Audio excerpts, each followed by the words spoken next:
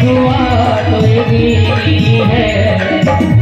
तीरों अमर रहेगो भरतार भरतार सब कहने लगी बूढ़ी बाई। तेरे होई गो राजकुमार हुकुमार सब कहने लगी बूढ़ी बाई।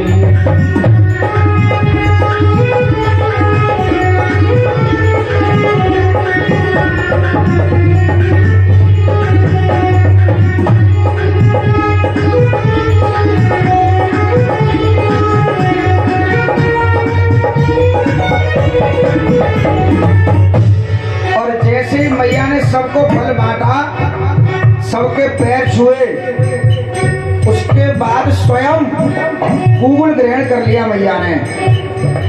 और जैसे ही बाछिल माता ने गूगल खाया, एक नंद छबीली आई है, एक नंद छबीली आई है, भाभी से आए बतलाई है, भाभी से आए बतलाई है, जाने आए मचाए दैरार हुरार सब कहने लगी बूढ़ी बारी। तेरे हुए गो राजकुमार हुकुमार सब कहने लगी बूढ़ी बारी। प्रेम से कह दो सच्चे दरबार की। नंद छबीली का आगमन हो गया और नंद बोली भाभी, पहले जब मैं आती तो आप सम्मान करती, लेकिन आज जब मैं आई तो आपने मेरे पैर नहीं छुए हैं। बाछिल माँ बोली आप थोड़ी देर पहले आ जाती तो मैं तुम्हारे भी पैर छू लेती, लेकिन अब मैंने प्रसाद खा लिया है और प्रसाद खाने के बाद गुरुदेव की आज्ञा नहीं है किसी के पैर छूने की। अब नंद तो नंदी हो मैं ना है, जब तक भाभी पिटवाए ना ले में तब तक चैन ना पड़े हैं। हाँ इन्हीं बारी है बड़ी बुआ वार है।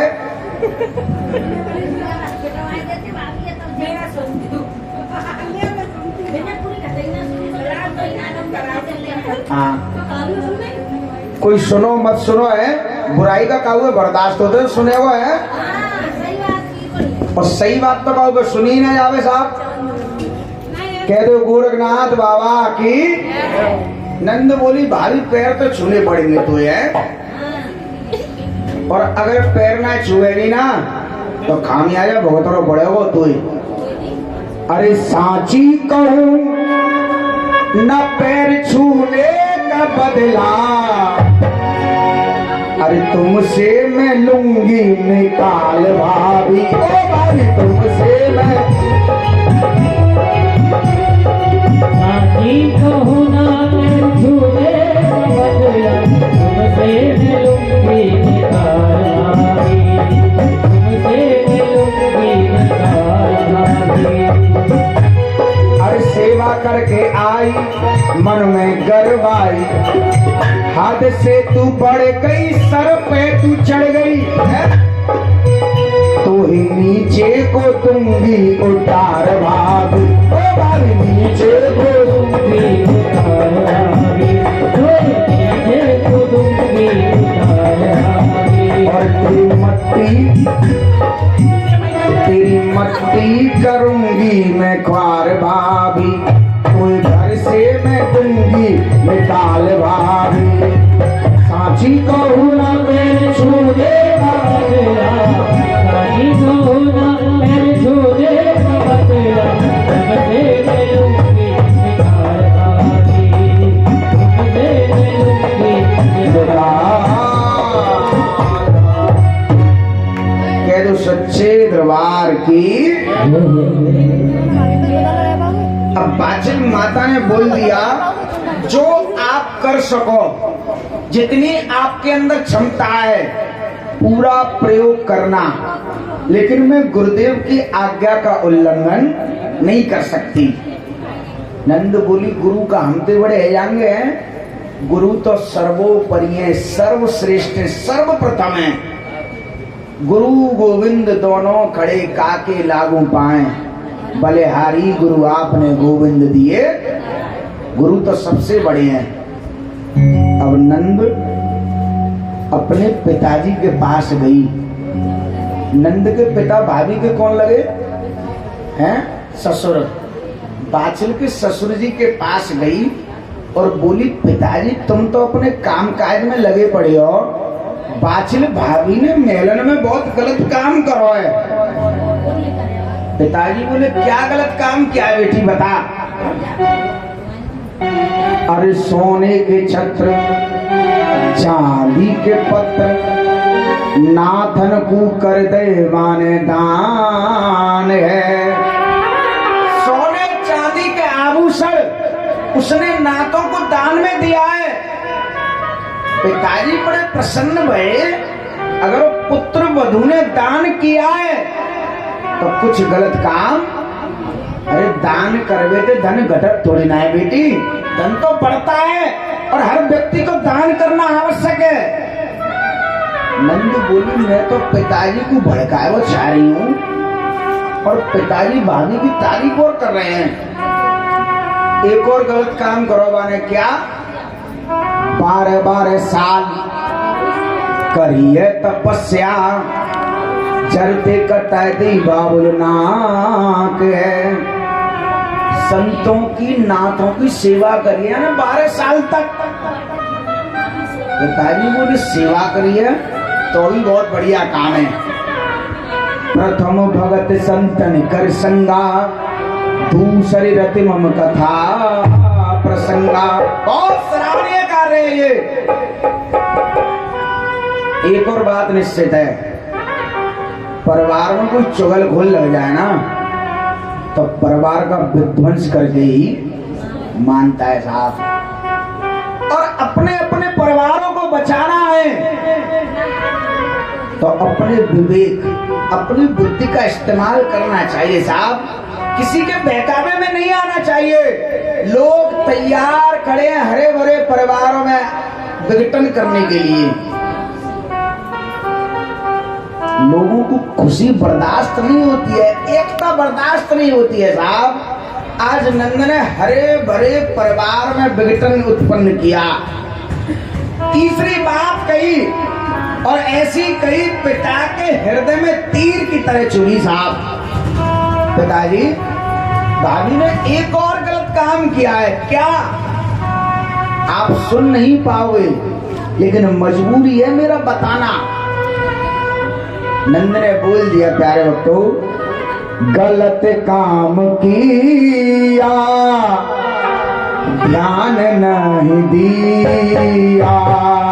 गलत काम किया, ध्यान नहीं दिया।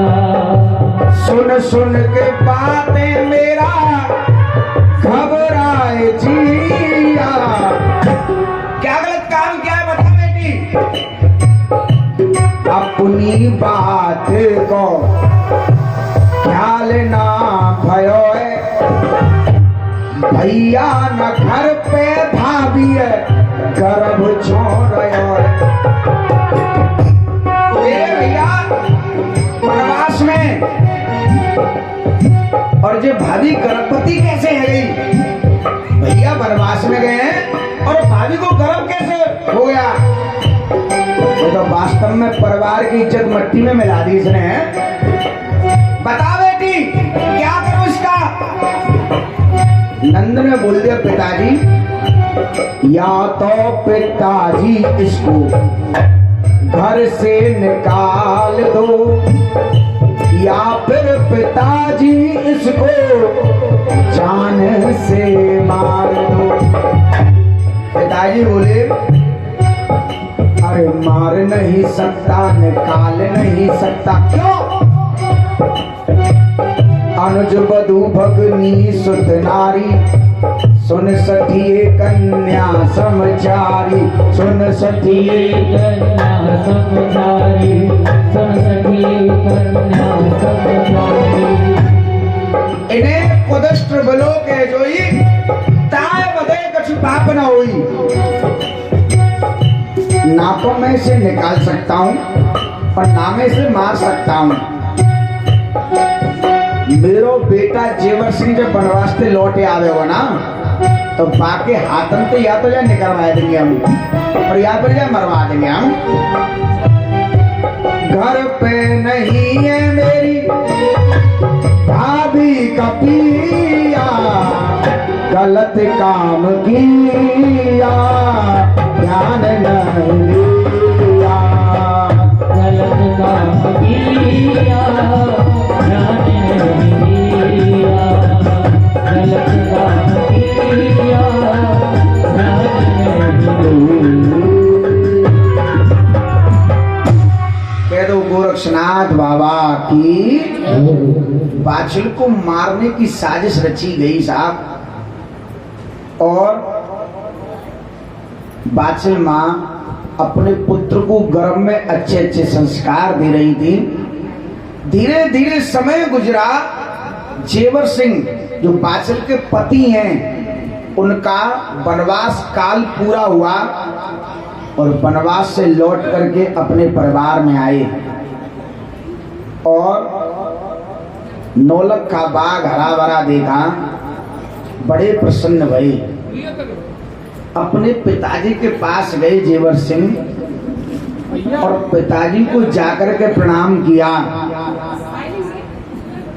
लेकिन पिताजी ने प्रणाम स्वीकार नहीं किया। हमसे प्रणाम मत करो, अरे नाथनते संतनते करो।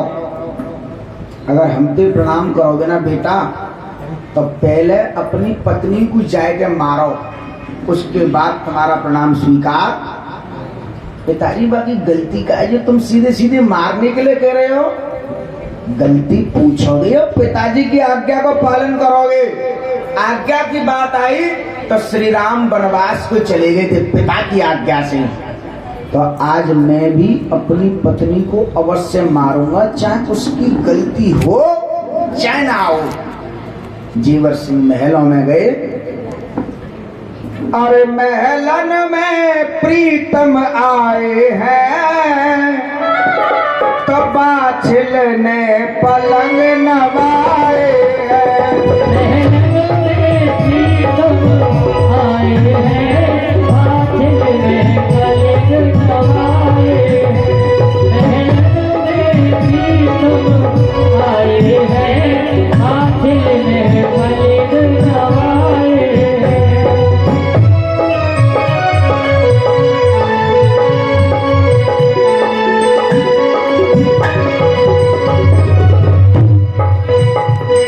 बाछिल माता ने अपने पति को आते हुए देखा, बड़ी प्रसन्न हुई माँ। आज तो पति लौट के आ गए साहब।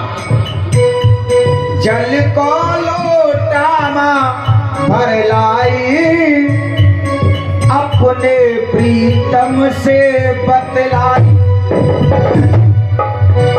अपने पति के पास जलपान कराने को आई, लेकिन घबराए गयो माँ को जिया है, पिया ने जल नहीं पिया है।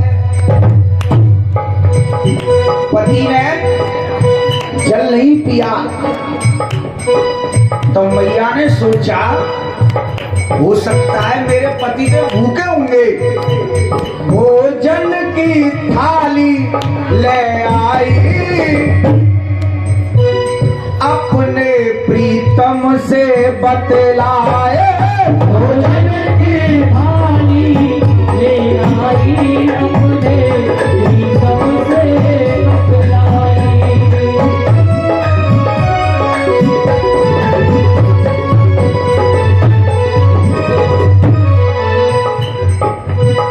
पति ने भोजन भी ग्रहण नहीं किया, क्योंकि पति का उद्देश्य है बाछिल को मारने का। पिताजी ने कह के भेजा है ना कि अपनी पत्नी को मारो जाओ है, तो उनका उद्देश्य केवल मारने का, उनको सेवा नहीं चाहिए। पति ने कहा बाछिल हमें सेवा की जरूरत ना है, हमें तो आराम करना है, बस विश्राम करना है। तो बाचल माता ने अटारी पे पलंग बिछवा दिया और पतिदेव विश्राम करने लगे और बाचल नीचे अपने शयन कक्ष में आके विश्राम करने लगी। आधी रात का समय हुआ, जेवर सिंह नीचे उतर के आए और बाचल को मारने के लिए खड़े हैं, लेकिन एक दिया जल रहा था और दिया के उजाले में बाचल का चेहरा दिखाई दे रहा था। राजा को मोह हो गया, आखिर तो मेरी पत्नी है, ये बड़ी सेवा की है, कैसे मारूं मैं इसे आज। अरे दिया के उजाले बाचल मारी नहीं जाएगी, दिया के उजाले बाचल मारी नहीं जाएगी, दिया के उजाले बाचल मारी नहीं जाएगी।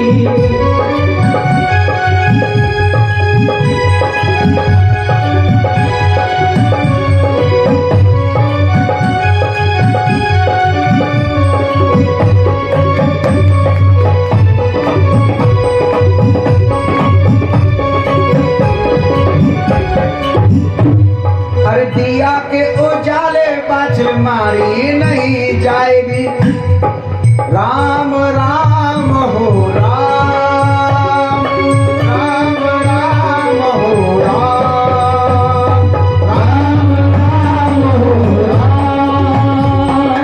राम राम हो राम। एक काम किया राजा ने, एक काम किया, अधर्म की आए गई आंधी है, आंखों से पट्टी बांधी है, आँखों से पट्टी बांधी है, आँखों से पट्टी बांधी है। आंखों से पट्टी बांध ली, ना तो चेहरा दिखाई देगा और ना मोह पैदा होएगा। पट्टी बांधकर पहला प्रहार किया तो जो बाचल ने जीवन में दान पुण्य किया वो सहाय हो गया और पहले प्रहार में बाचल मां बच गई। दूसरे प्रहार में गुरु गोरक्षनाथ बाबा ने बाचल माता को बचा लिया। अब तीसरे प्रहार में गर्भ से जारवीर सोचने लग गए, अगर मां मर गई तो मेरा जन्म नहीं हो पाएगा, है ना, और पिताजी का बार खाली चला गया तो छत्रापन घट जाएगा। तो पहला चमत्कार गर्भ से जारवीर ने दिखाया। जैसे ही तीसरा प्रहार किया, अधर्म पे राजा टट गयो है,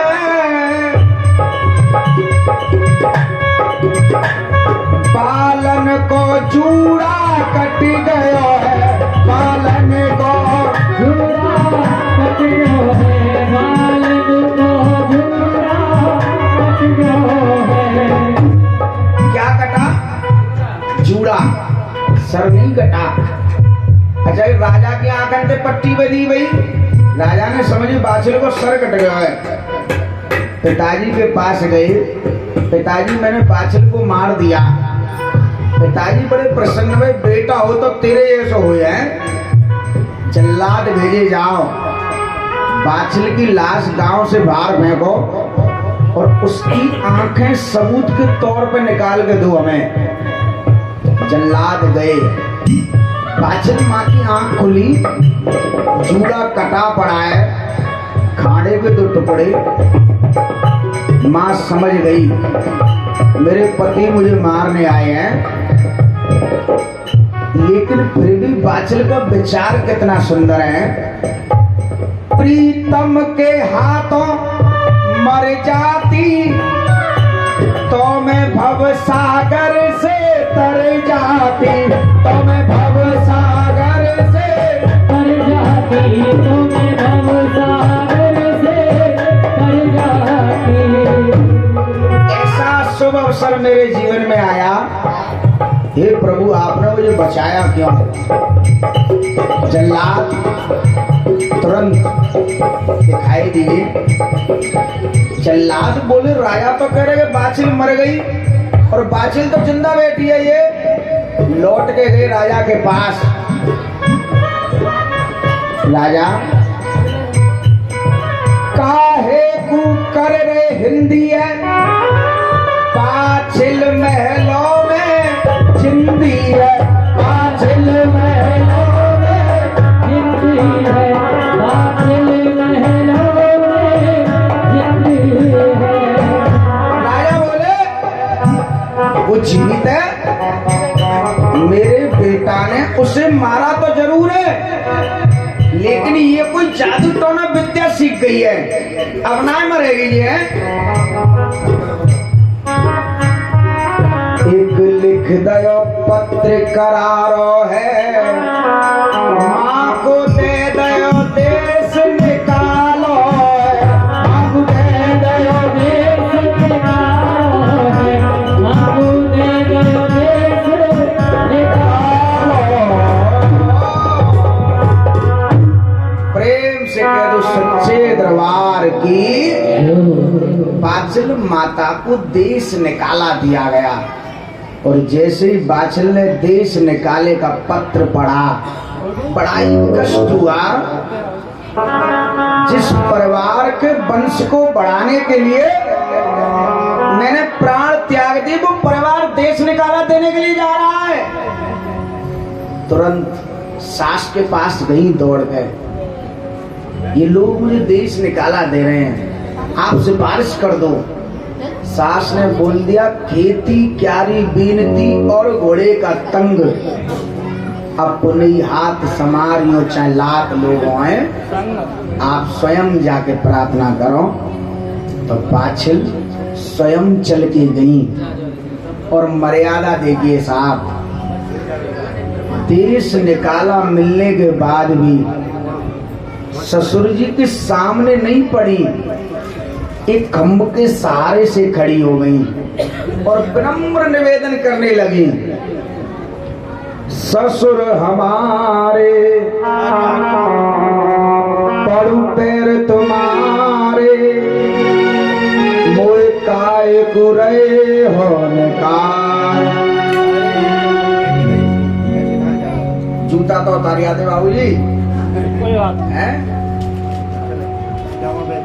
ससुर हमारे पड़ू पैर तुम्हारे, मोए काय कुरे हो निकाल। रानी से बांधी कर राखो, पर हमें रख लो अपने द्वार। मैं रानी नहीं, आपके यहाँ की नौकरानी बन के रह लूंगी, लेकिन आप मुझे निकालो मत।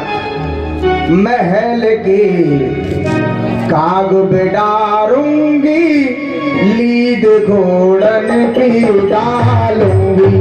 महल के काग बिडारूंगी, लीद घोड़न की डालूंगी। महल के काग बिडारूंगी, लीद घोड़न की डालूंगी।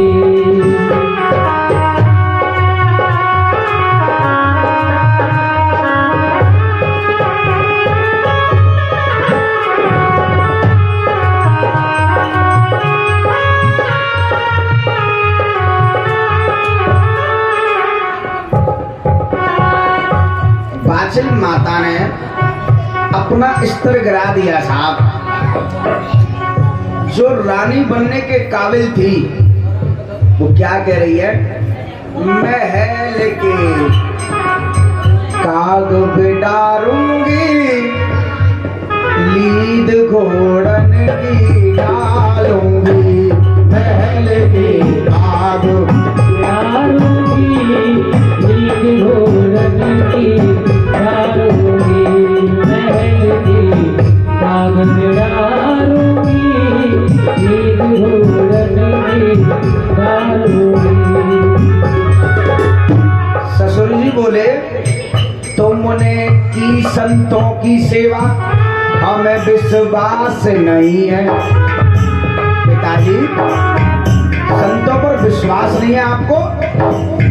त्रेता में सीता को जब दे दो देश निकाल निकालो वाल्मीकि कुटिया पे संतन कोई लयो सहारो संतन कोई लयो सहारो संतन कोई लयो सहारो।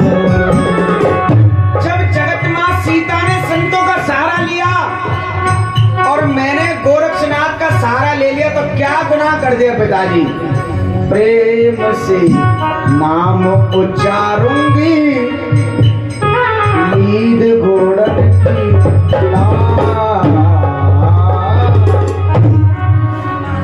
प्रेम से कह दो गुरु गोरक्षनाथ बाबा की।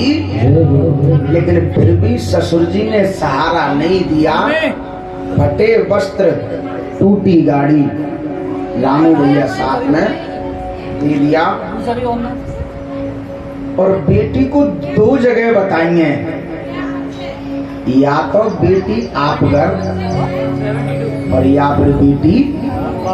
जब ससुराल वालों ने देश निकाला दिया तो बाचल के पास एक विकल्प है अपने मायके का। और अपने मायके पर हर बेटी को विश्वास होता है कोई मुझे सहारा दे या ना दे, लेकिन मायके वाले जरूर बेटी को सहारा देते हैं ना। और जब तक माँ होती है ना तब तक बेटी का मायका होता है, और जैसे ही माँ गुजर जाती है ना तो मायके से भी अधिकार खत्म हो जाता है। तो बाचल को अटूट विश्वास है अब मेरे मायके वाले मुझे सहारा जरूर देंगे।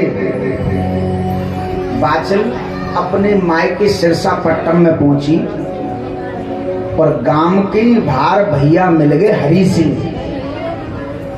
और भैया ने बहन की हालत देखी। बहन जी का हालत बना रखी है तुमने। एक दिन आती थी हाथी घोड़ा लाती थी,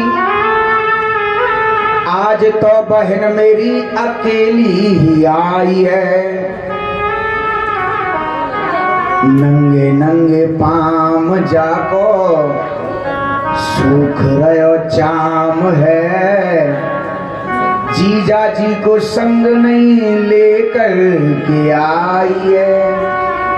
भैया बहन को देखकर रोने लग गए तो बहन ने विचार किया मेरे भैया मुझे सहारा जरूर।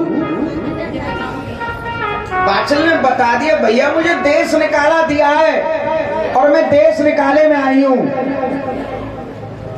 जैसे ही भैया ने देश निकाले की बात सुनी भैया भी बदल गए।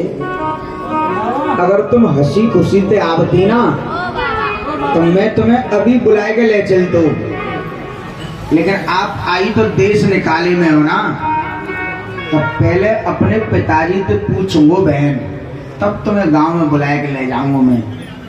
बाचल बोली पूछिए, पिता से पूछो माँ से पूछो, लेकिन एक बात का ख्याल जरूर रखना भैया। ओ भैया मेरे